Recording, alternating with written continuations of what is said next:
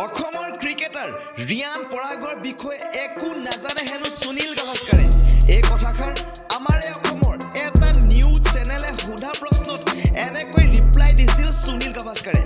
দোস্ত, যদি আপোনালোকেও জানিব বিচাৰিছে যে কিয় ইণ্টাৰভিউত সুনীল গাভাস্কাৰে এনেকৈ ৰিপ্লাই দিছিল সেই সাংবাদিকজনক, তেন্তে ভিডিঅ'টো শেষলৈকে চাই থাকক। লগতে ভিডিঅ'টো লাইক কৰক, চেনেলটো ছাবস্ক্ৰাইব কৰক, বেল আইকনটো টিপক আৰু নটিফিকেশ্যন অলত ক্লিক কৰিবলৈ নাপাহৰিব।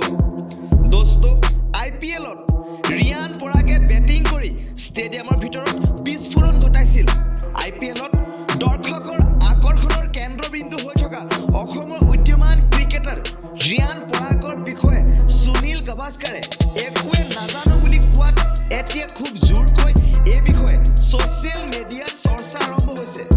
সোমবাৰে গুৱাহাটী মহানগৰী উলুবাৰী SG শ্ব' নামৰ শ্ব'ৰুমখনত উপস্থিত থাকি সংবাদ মাধ্যমৰ আগত এইদৰে মন্তব্য কৰে ফৰ্মাৰ ক্ৰিকেটাৰ সুনীল মনোহৰ গাভাস্কাৰে। এই মন্তব্যটো শুনাৰ পিছত অসমৰ ক্ৰিকেট ফেন্সসকলৰ বহুত বেছিকৈ খং উঠিছে।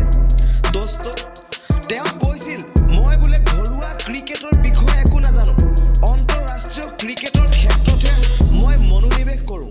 আৰু তেওঁ স্পষ্টভাৱে কৈছিল যে অসম ক্ৰিকেটৰ বিষয়ে তেওঁ বোলে একোৱে নাজানে, ৰিয়ান পৰাগৰ বিষয়েও নাজানে। উল্লেখ্য যে স্পৰ্টছ গুডছ আউটলেটৰ SGৰ অন্যতম ব্ৰেণ্ড এম্বেচাডৰ হৈছে সুনীল গাভাস্কাৰ। এই অনুসৰি এই স্পৰ্টছ শ্ব'ৰুমখনত উপস্থিত হয় তেওঁ। গাভাস্কাৰে স্পৰ্টছ শ্ব'ৰুমখনৰ বিভিন্ন দিশসমূহ পৰ্যবেক্ষণ কৰিবলৈ অসমলৈ আহিছিল। দোস্ত, সুনীল গাভাস্কাৰক এবাৰলৈ লগ পাবলৈ স্পৰ্টছ শ্ব'ৰুমখনত অজস্ৰ অনুৰাগীয়ে ভিৰ কৰিছিল।